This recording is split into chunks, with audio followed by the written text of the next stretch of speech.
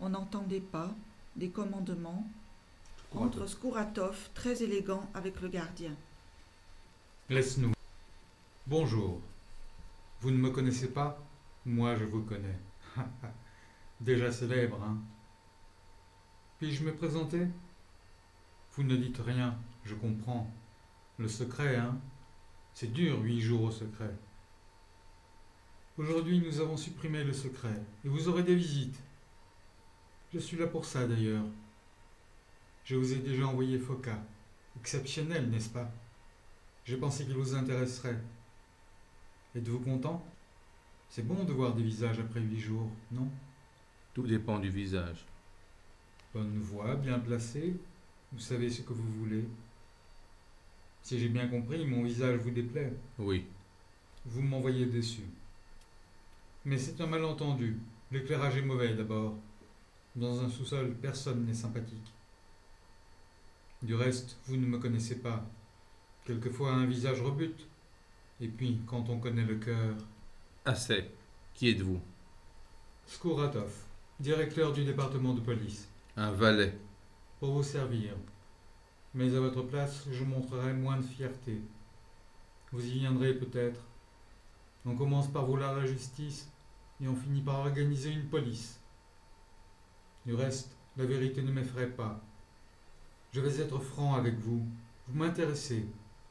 Et je vous offre les moyens d'obtenir votre grâce. Quelle grâce? Comment, quelle grâce? Je vous offre la vie sauve. Qui vous l'a demandé? On ne demande pas la vie, mon cher, on la reçoit. N'avez-vous jamais fait grâce à personne? Cherchez bien. Je refuse votre grâce, une fois pour toutes. Écoutez au moins. Je ne suis pas votre ennemi, malgré les apparences. J'admets que vous ayez raison dans ce que vous pensez, sauf pour l'assassinat. Je vous interdis d'employer ce mot. Ah, les nerfs sont fragiles, hein. Sincèrement, je voudrais vous aider. M'aider? Je suis prêt à payer ce qu'il faut. Mais je ne supporterai pas cette familiarité de vous à moi. Laissez-moi. L'accusation qui pèse sur vous, Je rectifie. plaît-il? Je rectifie. Je suis un prisonnier de guerre, non un accusé. Si vous voulez. Cependant, il y a eu des dégâts, n'est-ce pas? Ils sont de côté le grand-duc et la politique. Du moins, il y a eu mort d'homme. Et quelle mort! J'ai lancé la bombe sur votre tyrannie, non sur un homme. Sans doute, mais c'est l'homme qui l'a reçu. Et ça ne l'a pas arrangé. Voyez-vous, mon cher, quand on a retrouvé le corps, la tête manquait. Disparue la tête. Quant au reste, on a tout juste reconnu un bras et une partie de la jambe. J'ai exécuté un verdict. Peut-être, peut-être. On ne vous reproche pas le verdict. Qu'est-ce qu'un verdict? C'est un mot sur lequel on peut discuter pendant des nuits. On vous reproche? Non, vous n'aimeriez pas ce mot. Disons un travail d'amateur, un peu désordonné, dont les résultats, eux, sont indiscutables. Tout le monde a pu les voir. Demandez à la grande-duchesse. Il y avait du sang, vous comprenez? Beaucoup de sang. Taisez-vous. Bon, je voulais dire simplement que si vous vous obstinez à parler du verdict, à dire que c'est le parti, et lui seul, qui a jugé et exécuté, que le grand-duc a été tué non par une bombe, mais par une idée, alors vous n'avez pas besoin de grâce. Supposez pourtant que nous en revenions à l'évidence. Supposez que ce soit vous qui ayez fait sauter la tête du grand-duc. Tout change, n'est-ce pas? Vous aurez besoin d'être gracié alors. Je veux vous y aider. Par pure sympathie, croyez-le. Que voulez-vous? Je ne m'intéresse pas aux idées, moi. Je m'intéresse aux personnes. Ma personne est au-dessus de vous et de vos maîtres. Vous pouvez me tuer, non me juger. Je sais où vous voulez en venir. Vous cherchez un point faible et vous attendez de moi une attitude honteuse, des larmes et du repentir. Vous n'obtiendrez rien. Ce que je suis ne vous concerne pas. Ce qui vous concerne, c'est notre haine, la mienne et celle de mes frères. Elle est à votre service. La haine. Encore une idée. Ce qui n'est pas une idée, c'est le meurtre, et ses conséquences, naturellement. Je veux dire, le repentir et le châtiment. Là, nous sommes au centre. C'est pour cela, d'ailleurs, que je me suis fait policier, pour être au centre des choses. Mais vous n'aimez pas les confidences. Tout ce que je voulais dire, c'est que vous ne devriez pas faire semblant d'oublier la tête du grand-duc. Si vous en teniez compte, l'idée ne vous servirait plus de rien. Vous auriez 11, par exemple. au lieu d'être fier de ce que vous avez fait. Et à partir du moment où vous aurez honte, vous souhaiterez de vivre pour réparer.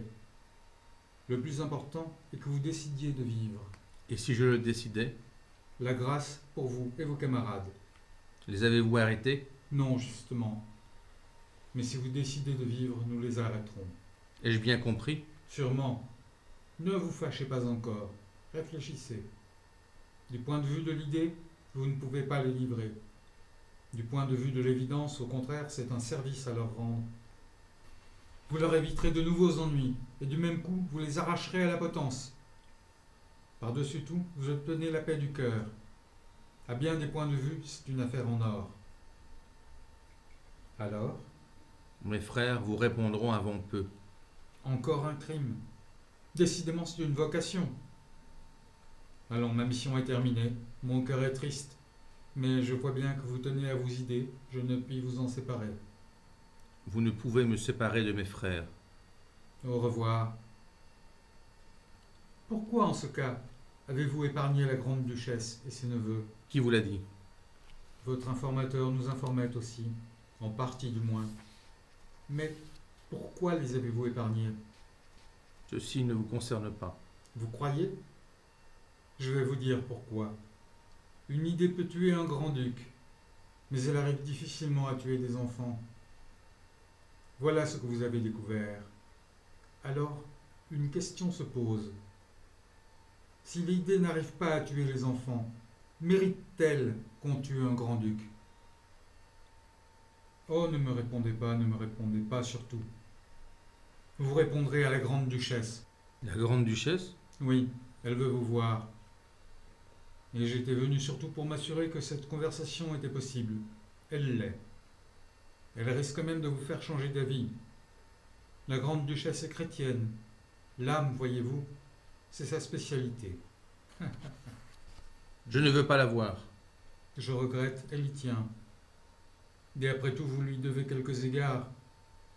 On dit aussi que depuis la mort de son mari, elle n'a pas toute sa raison. Nous n'avons pas voulu la contrarier. Si vous changez d'avis, n'oubliez pas ma proposition. Je reviendrai. La voilà. Après la police, la religion. On vous gâte décidément, mais tout se tient. Imaginez Dieu sans les prisons. Quelle solitude. Il sort. On entend des voix et des commandements.